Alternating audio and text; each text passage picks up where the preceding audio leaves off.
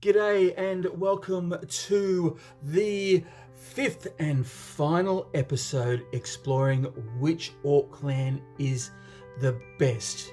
Now, in episode 1, we looked at the clan cultures. In episode 2, we looked at the warlord traits. In episode 3, we checked out the stratagems, the clan-specific stratagems. In episode 4, we had a look at the shiny gubbins, and today we are going to be looking at the psychic abilities as in the Saga of the Beast book. And after that, we're going to be putting to bed once and for all which clan is the best, and it is coming up very soon.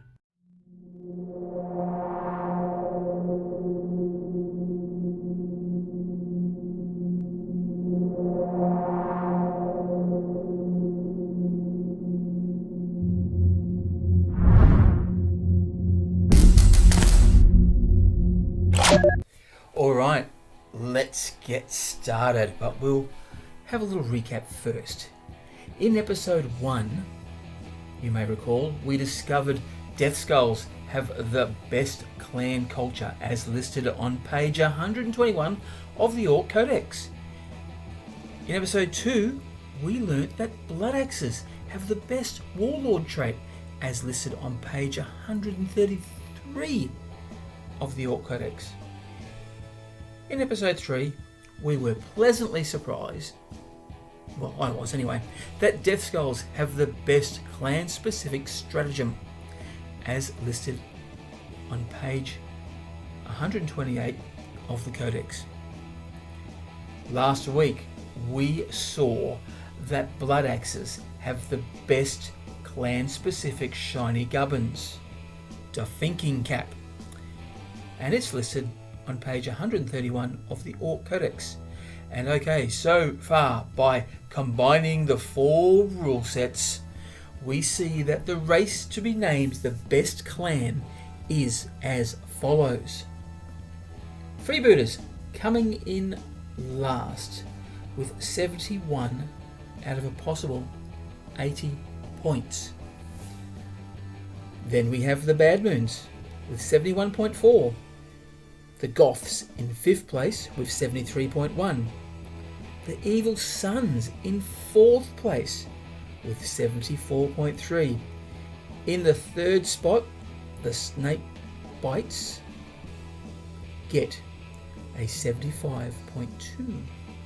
In 2nd place, the Blood Axes with 75.6 points, narrowly being pipped at the post by the Blue Lucky Gits, the Deathskulls, with 75.8 points.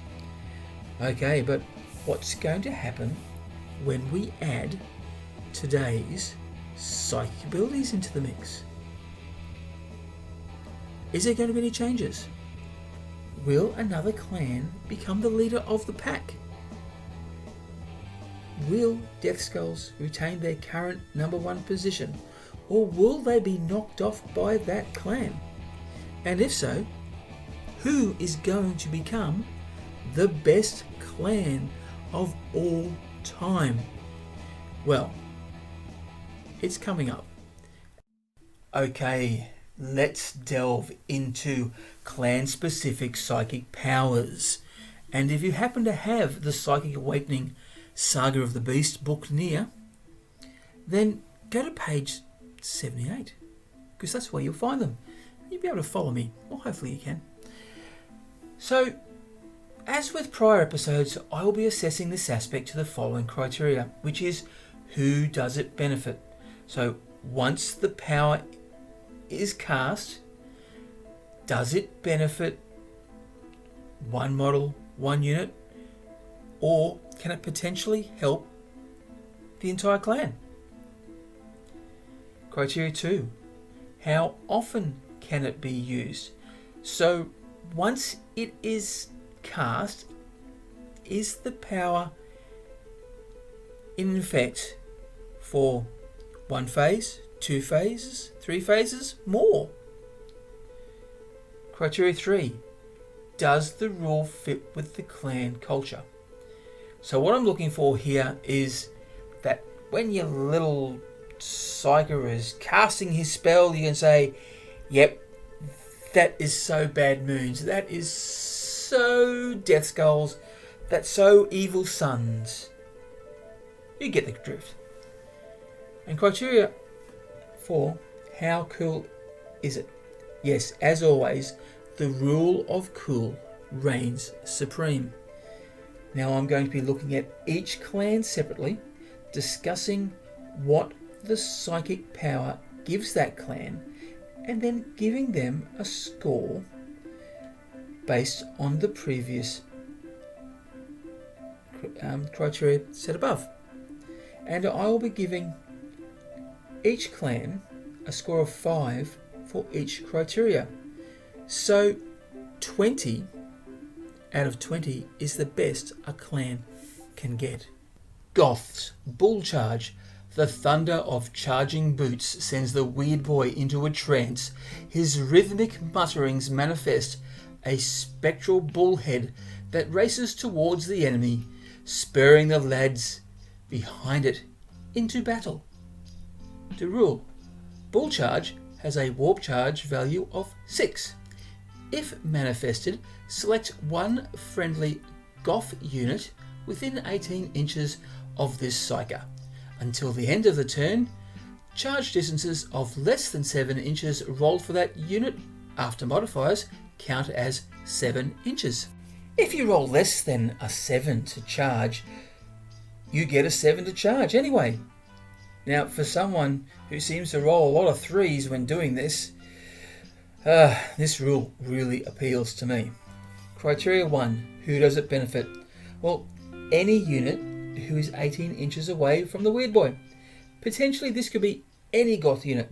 So very versatile when you consider Goths are geared up for fighting. I'm going to give this psychic power a score of 5 out of 5. Criteria 2. How often can it be used? Well, you don't really benefit until the charge phase. So it's 3 out of 5 for me. Criteria 3. Does it fit with the clan lore?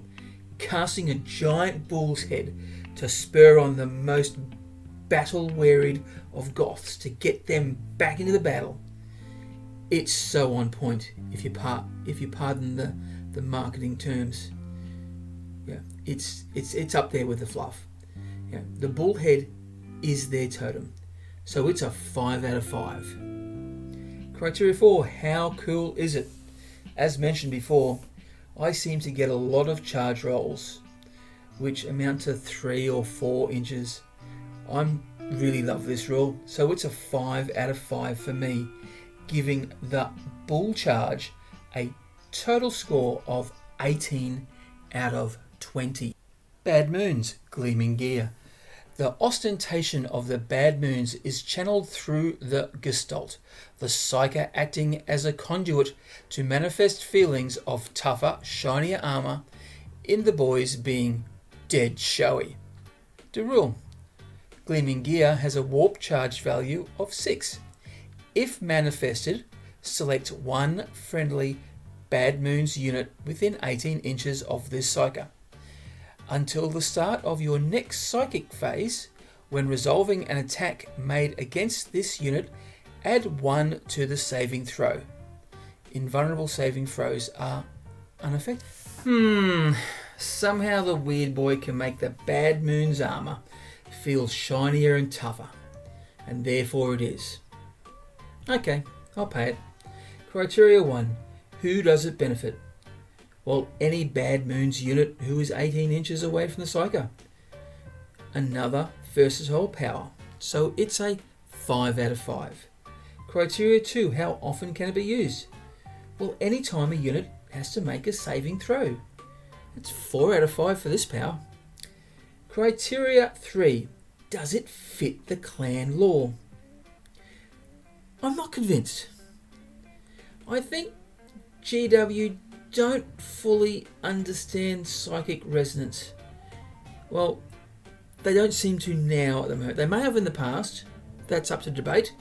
Look, this seems to be a weak fluff justification to what is a very strong power. So I'm going to give it a 4 out of 5. Criteria 4. Is it cool? What's not to love about having a +1 to your armor saves? These things can save lives. So I'm giving this one a 5 out of 5, thus making the total for Bad Moons 18.5 out of 20 for their gleaming gear. Evil Sons. Vision in the smoke. The weird boy exhales psychically infused engine smoke that sends the vehicle's crew into a powerful reverie. They see a great speed war on the horizon and fight harder and faster to reach it. The rule: Visions in the smoke has a warp charge value of 6. If manifested, select one friendly Evil Sons vehicle unit within 12 inches of the Zyco. You can only select a unit with a wounds characteristic of 18 or more if the result of the psychic tests manifest this psychic power was 9 or more. Until the start of your next psychic phase, when resolving an attack made by a model in that unit, you can re-roll the hit roll. The weird boy gets inside the Evil Son's head to make them think there is a better fight over the horizon, so they fight harder to get there. This sounds suspiciously like orky ass hattery coming from the weird boy. Who does it benefit? Well, it's Evil Son's vehicles, but if you cast a roll of 6, 7 or 8, it's any vehicle with less than 18 wounds, and that's a few of them. If a 9 or more is cast, then it's for any vehicle with more than 18 wounds or more, which there's a few of them about. So rolling a 9 isn't all that difficult at the beginning of a psychic phase. Look, so yeah, it can be useful. I know that currently there are a lot of boy-heavy units in Evil Sun lists, so there might not be a lot of vehicles on the field, but that's changing. There has been a recent shift, especially using some of the walkers and trucks. A lot of people trying to get boys in trucks now. So we're seeing a lot more. I expect to see a lot more when the new edition comes out, because it's reputed to be very good for vehicles currently. We haven't seen, so we don't really know, but I suspect there'll be a lot more vehicles in an Evil Sons list in the future. So for this reason, I'll be giving them a 5 out of 5. Criteria 2. How often can it be used? Well, anytime that vehicle makes an attack. So that's fighting phases, Overwatch, shooting. Yeah, 4.5 out of 5. Criteria 3. Does it fit with clan lore? So Orks love a good scrap, and Evil Sons love nothing better than a scrap that goes places fast. So 5 out of 5 for me. Criteria 4. Is it cool? Yes, I do like the idea to hit using a reroll. Really good. Yeah, I'm sold on this. 5 out of 5, giving the Evil Sons a total score of 19.5 out of 20 for their Visions in the Smoke. Deathskulls, maniacal seizure. The weird boy lets out a maniacal laugh as his body wriggles and convulses. As he does so, a nearby enemy spasms in unison, their armour panel prying open and loose gubbins falling free. The rule. Maniacal seizure has a warp charge value of 7.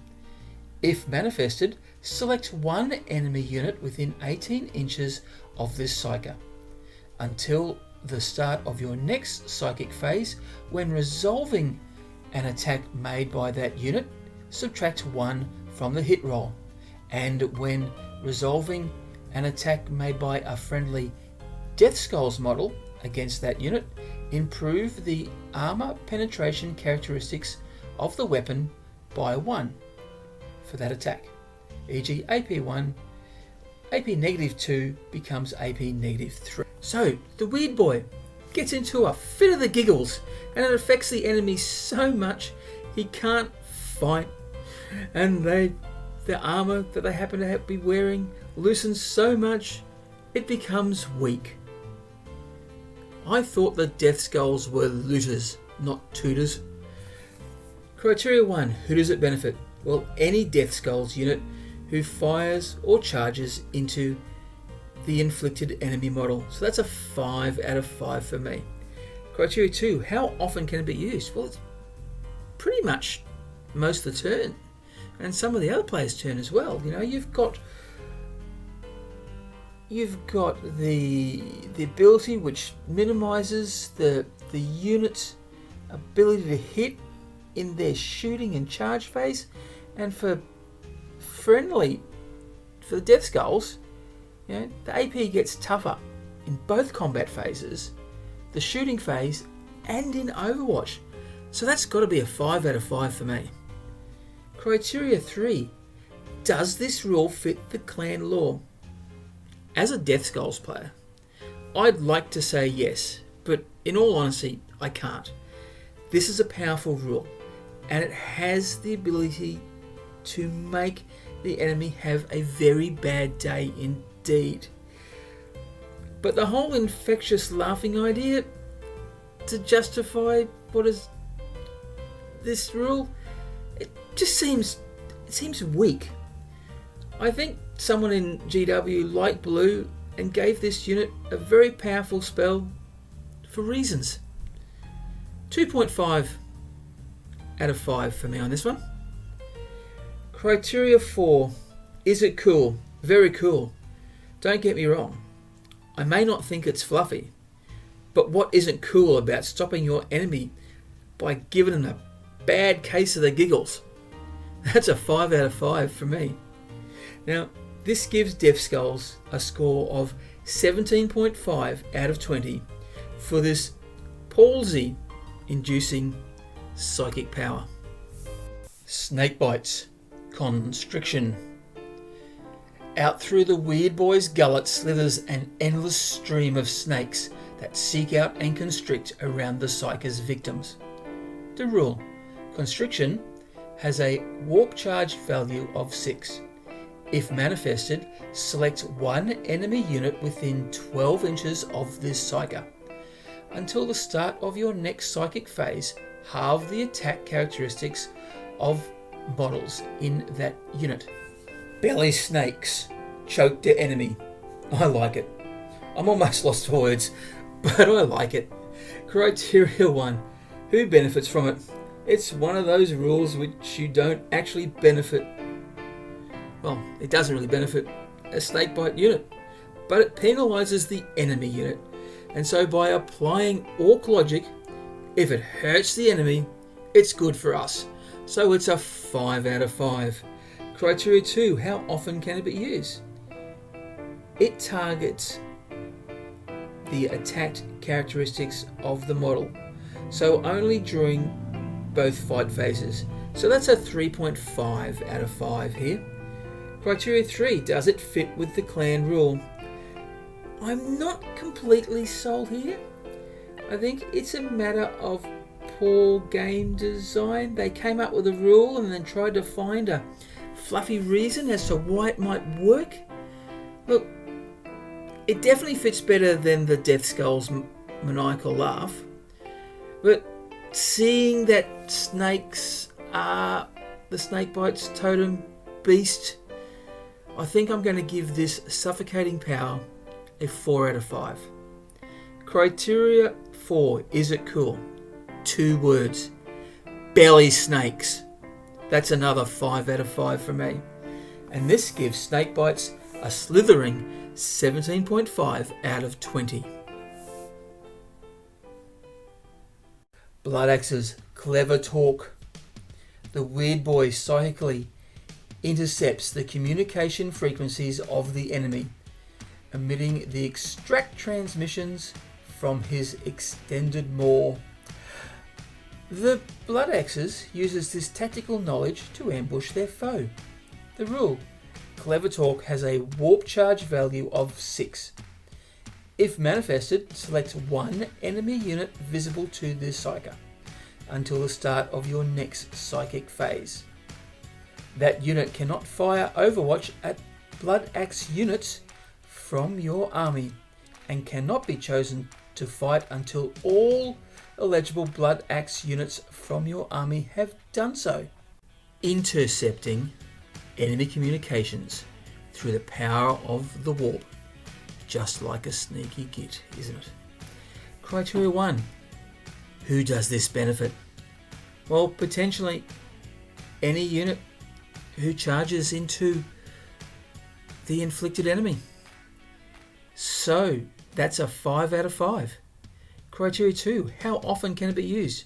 Well, it's only useful during the charge phase. So that's a 3 out of 5. Criteria 3. Does the rule fit with the clan culture? Yes.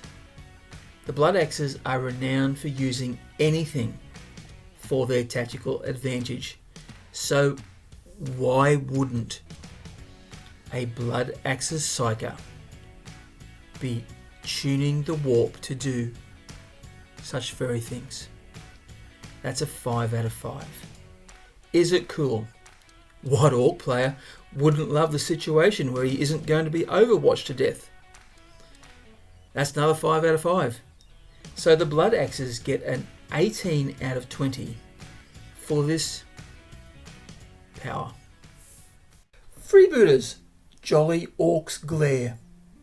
Exhibiting the Jolly Ork, the weird boy pokes himself in the eye and stares with his remaining one eye at an enemy unit marked for plunder. As the weird boy holds his gaze, enemies in his sight find themselves rooted on the spot. The rule: Jolly Ork's Glare has a warp charge value of 6.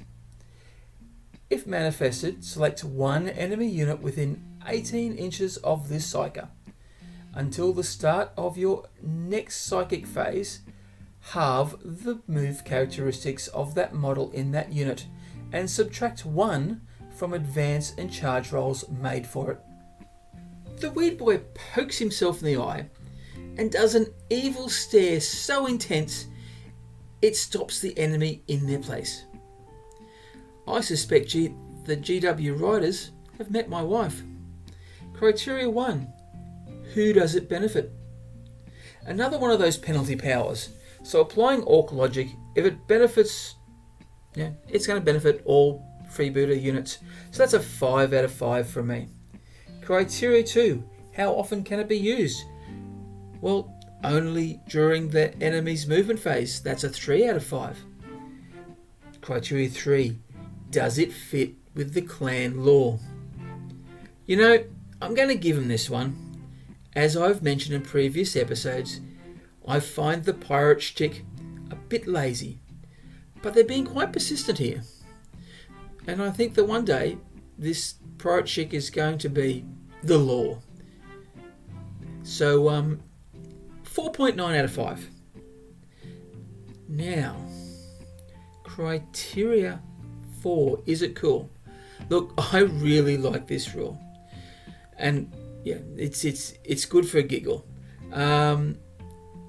Stopping movement is pretty powerful stuff. I also know the power of a good death stare. Well, I should have. have received enough over the years. So that's a 5 out of 5 for me. And this gives the freebooters a total stare of 17.9 out of 20. Alright, let's have a look at those scores. Pretty close, only 2 points between last and first places. Also, as with last week, no perfect score. That's a little sad, isn't it? Look, we've got Deathskulls and Snakebites coming in last with 17.5 points. Here's a turn off for the books. Then we have Freebooters in 5th place with 17.9 points, trailing both the Goths and the Blood Axes, who get a podium position of 3rd place with 18 points. The Bad Moons finally get a podium with 18.5 points, securing them the 2nd place position, thus giving Evil Sons 1st place for their Visions in the Smoke psychic ability, giving them a whopping 19.5 points. Let's take a look at the final total, where we can decide once and for all who the best clan is. Roll on the drums, here it is. Wow, this is quite unexpected. I did not see this coming when I first envisioned doing this series. To be quite honest, it's been a little bit of a surprise ride for me while I've been looking at each rule. Look, let's have a look. We've got the Freebooters staying in the last position, which is a bit sad. 88.9 points out of a possible 100. Then we have Bad Moons, who, despite their 2nd place spot with their psychic abilities, still remained in the 2nd last position on the ladder with 89.9 points. Similarly, the Goths, despite their 3rd place for the psychic abilities, remain in the 5th place here with 91.1 points. In 4th place, the Snakebites descended 1 place with 92.7 points. And as with last week, the podium is really close. It's actually closer than last week because there's only half a point between 3rd and 1st. And in 3rd place, Deathskulls, down from their number 1 spot, has a total of 93.3 points. The Blood Axes stayed in their 2nd position with 93.6 points. However, they must have blinked and missed the Evil Sons as they sped by, up from 4th place and narrowly beating the Blood Axes by 0.2 of a point. The Speed Freaks in red win the race with 93.8 out of 100 points and therefore can be claimed the best clan. Well done to the Evil Sons. Yay! Well, there you have it. Did you see that coming? I certainly didn't. Well, not until I took my calculator out, so I did know before you. So what do you think? Do you agree or not? Look, comment away, folks. But then really, you can't argue with a good graph, and that's a great graph. Mainly, the reason why you shouldn't argue with a graph is because it doesn't have ears, and it can't hear you. So now I can close this discussion for good. But before I do, I'd like to offer some final advice. If you're going crumpin', remember to bash early and bash often. If you like this video, please like, or you could share it, or subscribe if you haven't subscribed. And if you do subscribe, press that notification bell so you get to see these videos as soon as I release them. Also, would you like to be social with Brak? Well, then you can go to his Facebook page, his Instagram account, and he has a Twitter account too. There will be links below in the description. If you would like to help Brak financially, then head over to his Patreon page and make a little subscription there, and that way I will be able to make these videos a little bit better.